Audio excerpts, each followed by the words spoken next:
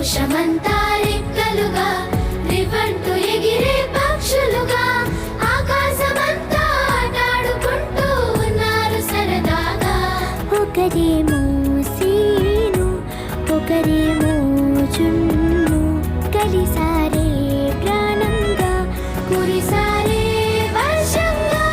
పాటేమో scene ఆటేమో జున్ను ఒకటై ఎదిగారే మధురంగా.